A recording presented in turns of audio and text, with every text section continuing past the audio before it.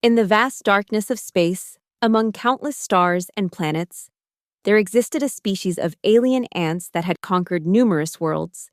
Their colonies stretched across galaxies, leaving behind barren wastelands where once flourishing civilizations had stood. At the center of this galactic empire was Nira, the hive queen of a particularly voracious and ambitious colony. Her reputation for brutality and conquest preceded her, striking fear into the hearts of all living beings across the known universe. The scorched remains of planet Vaznar still smoldered beneath Nira's six-pointed feet as she surveyed the devastation her colony had wrought. The once lush forests and sparkling blue oceans had been reduced to ash and acid pools. Her exoskeleton gleamed in the light of the setting sun, its metallic black surface reflecting crimson like freshly spilled blood. "The harvesting is complete, my queen," announced Krell, her chief warrior drone. "The planet's resources have been consumed. All indigenous life forms have been eliminated." Nira's antennae twitched with satisfaction. Another world conquered. Another victory for her insatiable colony. She had led her kind to consume 17 planets in the last cycle alone, each conquest feeding their ever-growing numbers and expanding their territory. "Excellent," she responded, her telepathic voice resonating through the hive mind that connected all members of her colony. "Prepare the swarm ships. We move onward." As the drones scurried to obey her command, Nira gazed upward at the star-filled sky. Her compound eyes, capable of seeing wavelengths beyond what most species could perceive, focused on a distant blue-green dot. It was a planet yet untouched by her kind, a fresh world ripe for conquest. "Earth," she whispered to herself, the name sending ripples of anticipation through the collective consciousness of her colony. Our next feast. Within days, the swarm ships had been loaded with millions of worker drones, warrior ants, and young queens ready to establish new sub-colonies. Nira occupied the command chamber of the lead vessel, her enormous form dwarfing even her largest warriors. As a queen, she stood nearly 12 feet tall when fully erect, her abdomen swollen with eggs ready to populate the new world they would soon devour. The journey to Earth would take several lunar cycles, even with their advanced propulsion systems. Nira spent this time in a semi-dormant state, conserving her energy while maintaining telepathic control over her subjects. In her dreams, she saw countless worlds consumed, endless resources devoured, and the glory of her colony spreading across the universe like a ravenous plague. But as they approached the blue planet, something unexpected happened. Their sensors detected a small vessel drifting in the debris field surrounding Earth's orbit. It was primitive by their standards, a human exploration craft that had malfunctioned and been abandoned. "Shall we destroy it, my queen?" asked Krell. "No," Nira replied, curiosity piquing her interest. "Bring it aboard. I wish to examine this human technology before we begin our invasion." The small craft was towed into the massive cargo bay of Nira's ship. When the airlock sealed and atmosphere was restored, she personally went to investigate, flanked by her elite guard. Inside the human vessel, the air was stale, and emergency lights cast eerie red shadows across the cramped corridors. Nira had to bend her towering form to navigate the space designed for creatures half her size.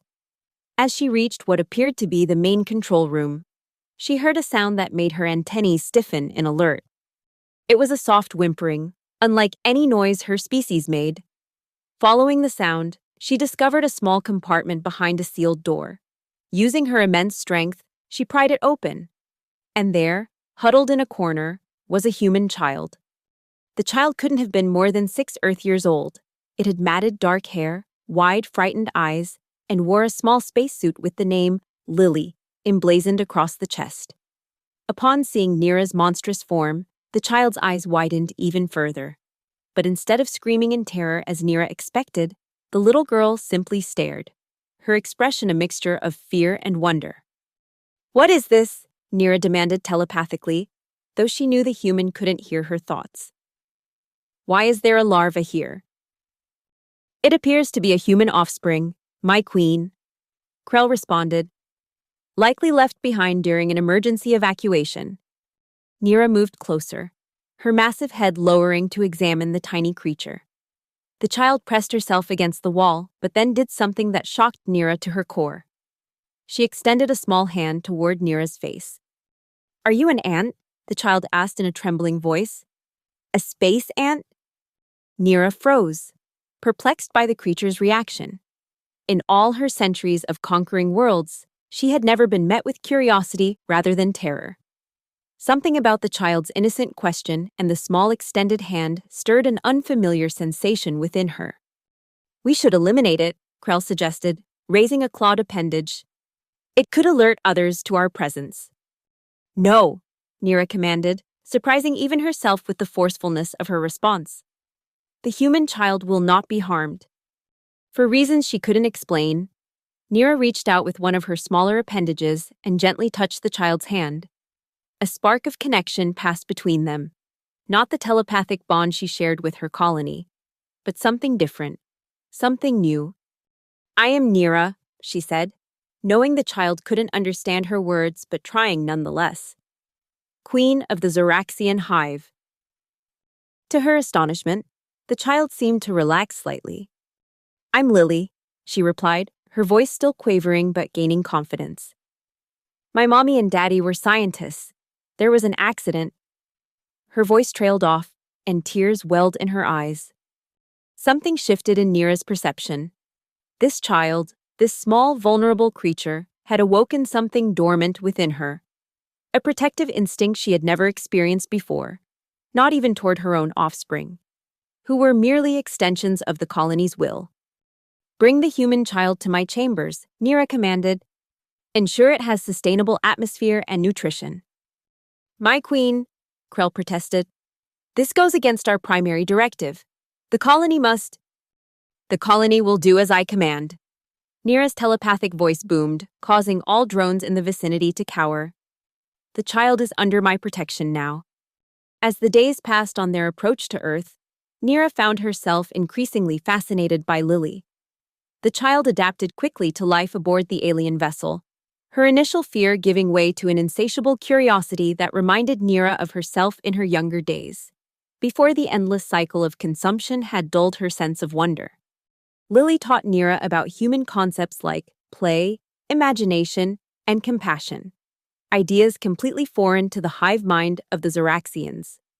In return, Nira showed Lily the stars from perspectives no human had ever seen, explained the fundamental forces of the universe as understood by her species, and demonstrated the complex social structure of the colony. "Why do you eat planets?" Lily asked one day, as they observed Earth growing larger in the viewing portal. The question caught Nira off guard. It had never occurred to her to question the purpose of their existence. The colony consumed because it was their nature to consume, to grow, to expand. "It is what we are," Nira replied simply. "But doesn't it make you sad, all the animals and plants and people who live there?" Again, Nira found herself without an answer. The concept of remorse for their victims was alien to her species. Yet now, looking at the innocent face of this human child, she felt the first pangs of doubt about their impending invasion of Earth. Unbeknownst to Nira, her prolonged contact with Lily and her growing hesitation about conquering Earth had not gone unnoticed among the colony's elite. Krell and several other high-ranking drones had been observing with increasing alarm. "The queen has been corrupted by the human," Krell whispered to Vex, another warrior drone. "Her resolve weakens with each passing day." "This is unprecedented," Vex agreed. "No queen has ever questioned the way of consumption. If she abandons our sacred purpose, the colony will falter and die." Krell continued. "We cannot allow this human to divert us from our path." Together, they began to gather support among the more traditional elements of the colony, preparing for a contingency they had never before considered, challenging the authority of their queen. Meanwhile, Nira found herself in the grip of an internal conflict unlike anything she had experienced in her long life. As their ships entered Earth's outer atmosphere, cloaked to avoid detection by human technology, she stood in her chamber, gazing down at the blue world below. "It's so beautiful from up here," Lily said, standing beside her. The child had grown comfortable in Nira's presence, no longer fearing the towering alien queen. "Can you see my home?" Nira focused her compound eyes on the North American continent, zooming in with precision that would have astonished human astronomers. "There," she said, pointing to a coastal city. "Your dwelling was near that body of water." Lily's face lit up with joy, a reaction that sent an unexpected wave of warmth through Nira's usually cold heart. "That's right. We lived by the bay. Can we go there? Can I go home?" The question hung in the air between them, heavy with implications. Taking Lily home would mean abandoning the invasion, betraying the very purpose of her colony's existence.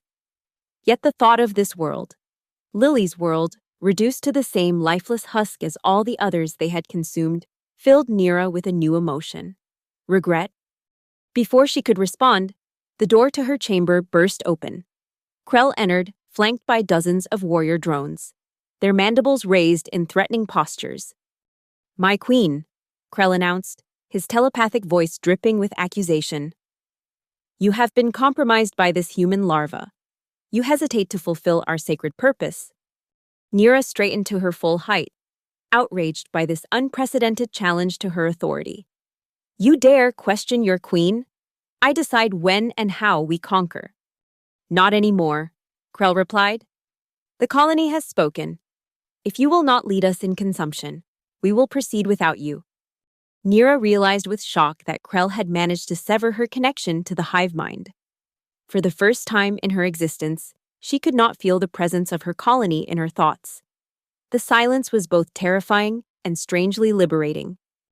"You commit treason," she hissed, her physical voice unfamiliar even to herself after centuries of telepathic communication. "We preserve the way," Krell countered. "The human will be eliminated, and Earth will be consumed, as is our destiny." Two warrior drones moved toward Lily, who shrank back in terror. "No!" Nira roared, her maternal instinct fully awakened. With lightning speed, she struck the approaching drones, sending them flying across the chamber. "You will not touch her." What followed was a battle unlike any in the history of the Zoraxian species. Queen fought against colony, creator against creation. Nira's physical prowess was unmatched. She was larger, stronger, and more agile than any drone. But they had numbers, and they had desperation. As the fight raged through the corridors of the massive ship, Lily remained hidden in Nira's chamber, as instructed. The child huddled in fear, listening to the sounds of chitinous bodies smashing against metal walls, the screeching of mandibles against exoskeletons, and the telepathic screams that somehow she could now perceive. Nira fought her way to the ship's control center, leaving a trail of broken drones in her wake. Her body was damaged, two of her limbs hung useless at her sides, and a deep gash across her thorax leaked greenish fluid. But her determination had never been stronger. Krell awaited her in the control room, surrounded by his loyal warriors. "You cannot win, my queen," he said, his tone almost sorrowful. "The colony's purpose is immutable. We must consume, we must expand. It is our nature." "Nature can change," Nira replied, the revelation coming to her even as she spoke the words. "I have changed." With a primal scream that shook the very hull of the ship, Nira launched herself at Krell. Their bodies collided with tremendous force, cracking the reinforced floor beneath them. Mandibles snapped, claws tore, and both combatants sustained grievous injuries. But Nira fought with something the drones could never understand. She fought with love. A concept alien to their collective mind, but now central to her individual consciousness. Love for Lily. Love for the life this child had shown her existed beyond endless consumption. In a final, desperate move, Nira impaled Krell on her stinger, injecting him with a venom that would normally be reserved for creating new queens. The toxin, misused in this way, caused his body to convulse and then collapse. Standing over her fallen chief warrior, Nira addressed the remaining drones. "I am still your queen," she declared, "and I command a new path for our kind."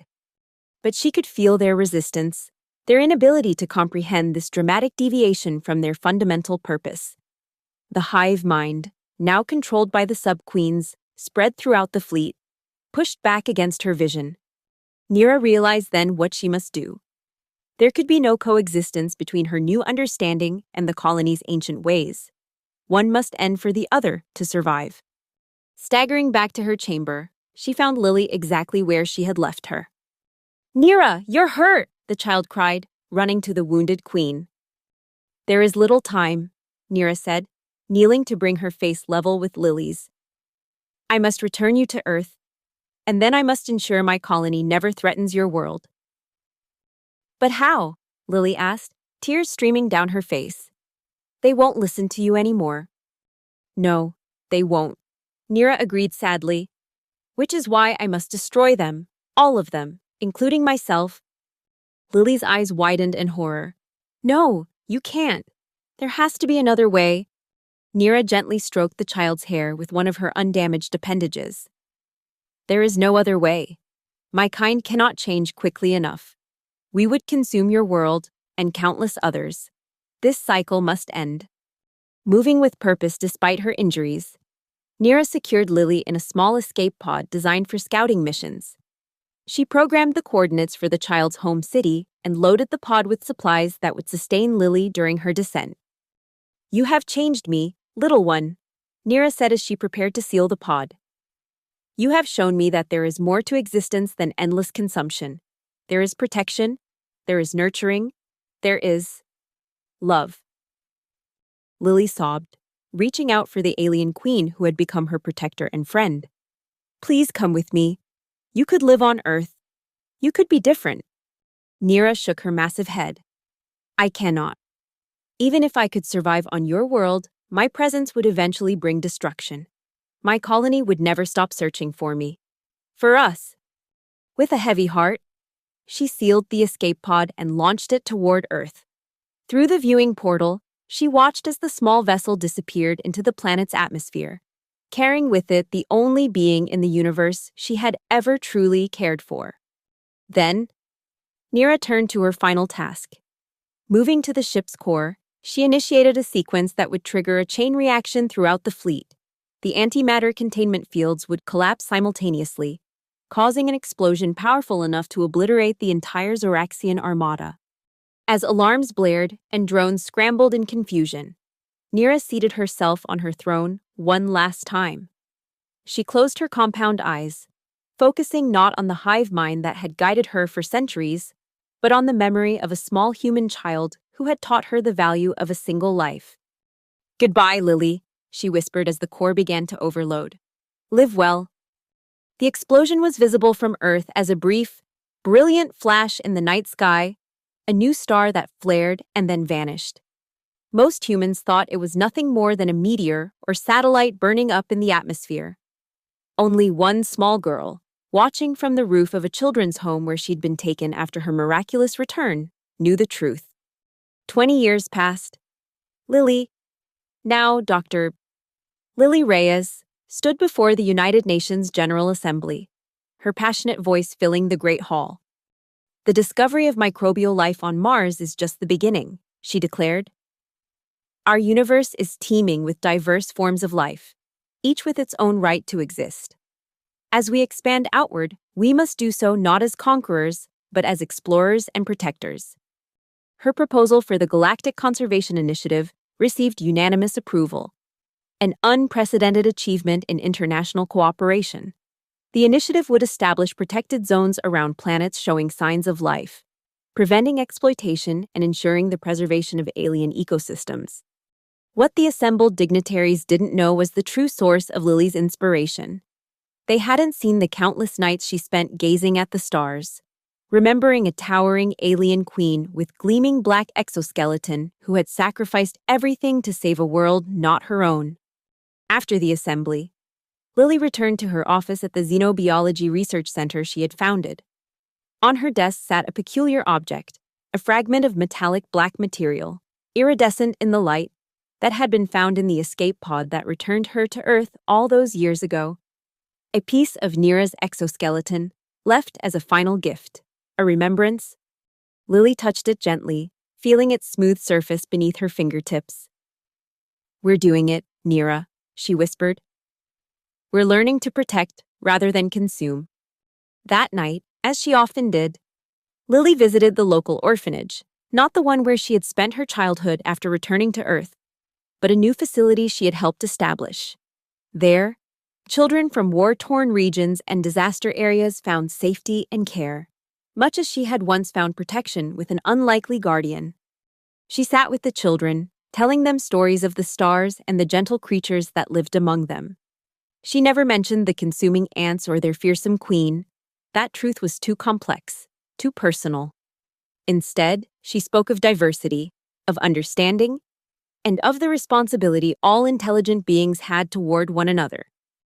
The universe is vast, she told them, but every life, no matter how small, matters. Remember that always. As the children drifted off to sleep, Lily stepped outside into the cool night air.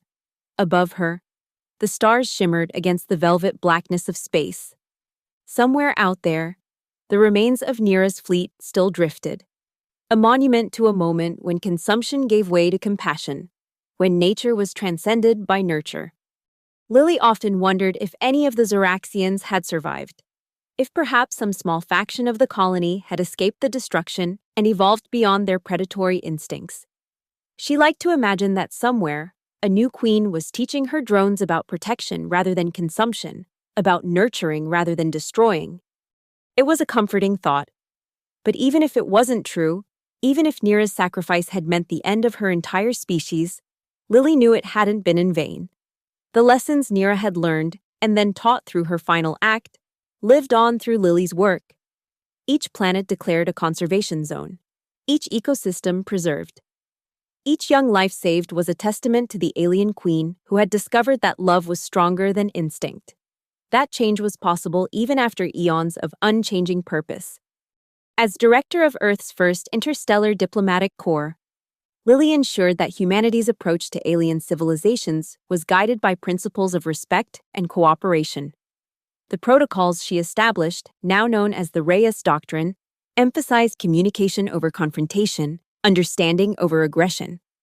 When the first official contact with an alien species occurred in 2117, it was Lily who led the delegation. The Arcturians, a peaceful race of crystalline beings, were initially wary of human intentions. But Lily's patient diplomacy and genuine respect for their unique biology and culture eventually won their trust. "How did you know to approach us this way?" the Arcturian elder asked her during a private meeting. "Most emerging species seek to dominate before they learn to cooperate." Lily smiled, her once dark hair now streaked with silver. "Let's just say I had an excellent teacher, someone who learned that power isn't everything, that sometimes the greatest strength comes from protecting rather than conquering." The alliance with the Arcturians opened doors to a vast interstellar community. Earth became known not as a threat, but as a mediator. A planet whose representatives could be trusted to consider the welfare of all life forms, not just their own. In her personal life, Lily remained solitary. Colleagues and friends often wondered why someone so dedicated to fostering connections between species seemed reluctant to form deep personal bonds. What they didn't understand was that Lily's heart had been shaped by her extraordinary childhood experience. The bond she had formed with Neera, brief as it was in the span of her life, had left an indelible mark on her soul. She had loved, of course, over the years.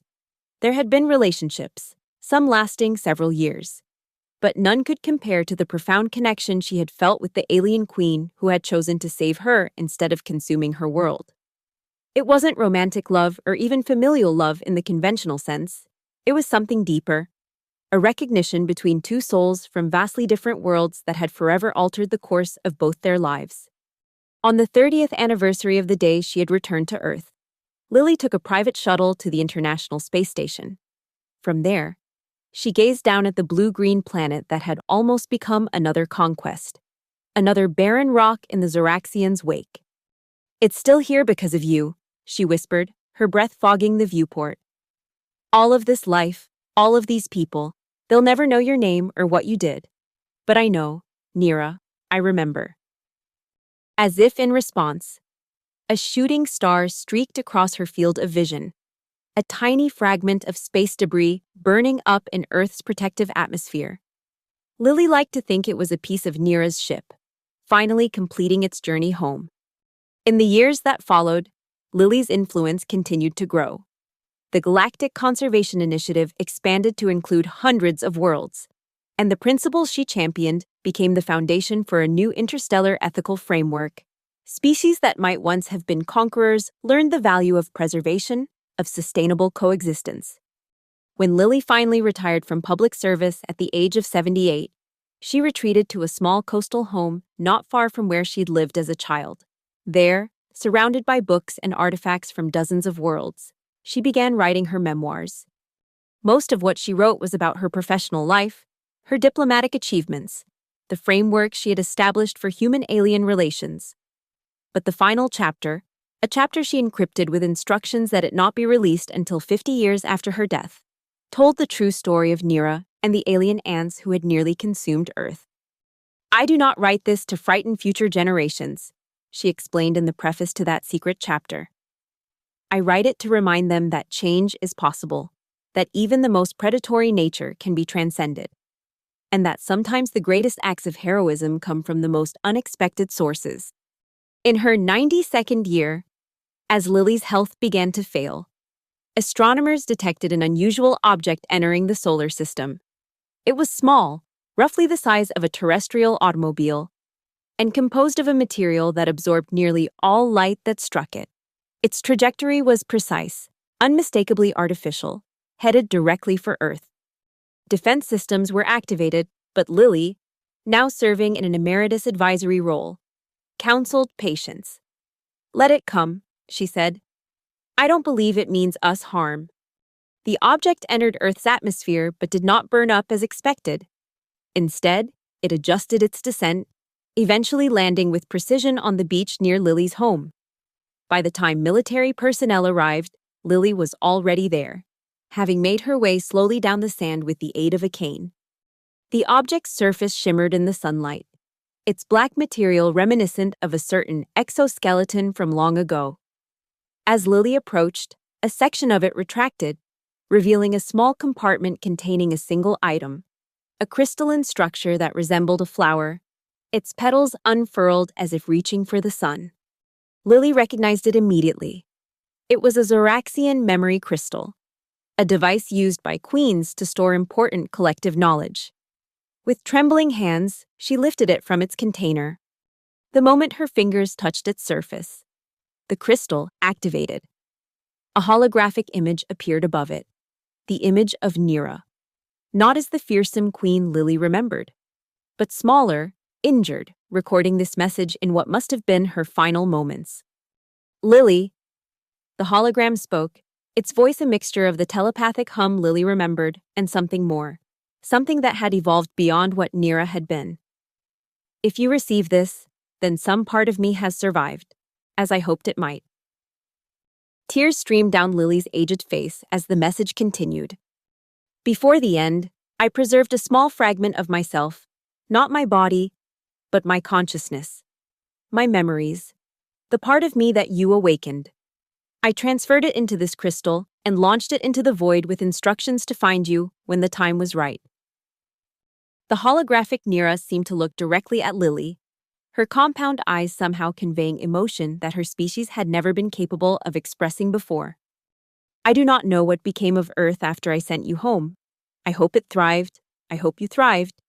Know that what I learned from you, about protection, about nurturing, about seeing value in individual life rather than endless consumption, these lessons were worth the sacrifice of my colony."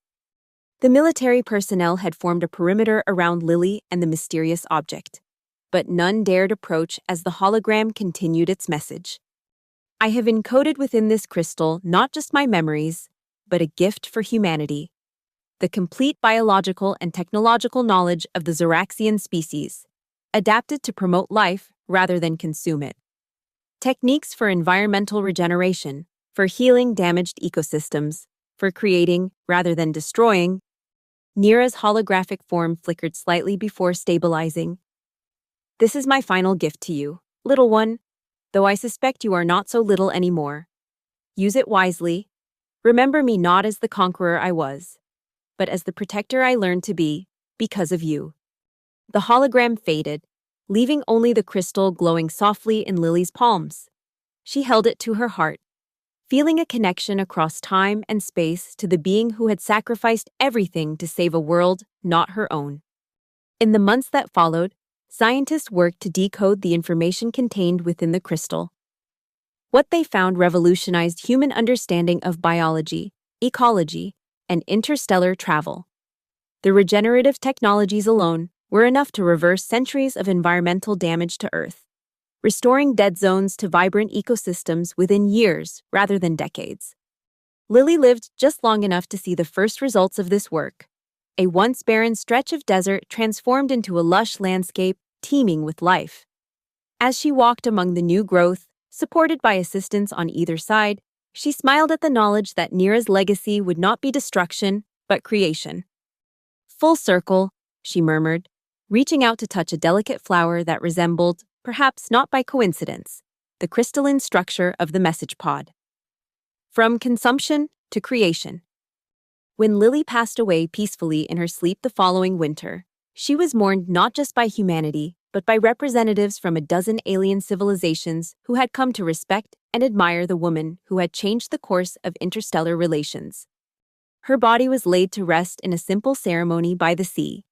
But her true memorial took shape in orbit around Earth, a space station dedicated to xenobiological research and interspecies cooperation, named simply Nira. At its heart sat the original memory crystal, now fully decoded but preserved as a symbol of the unexpected friendship that had saved a world and transformed a predator into a protector.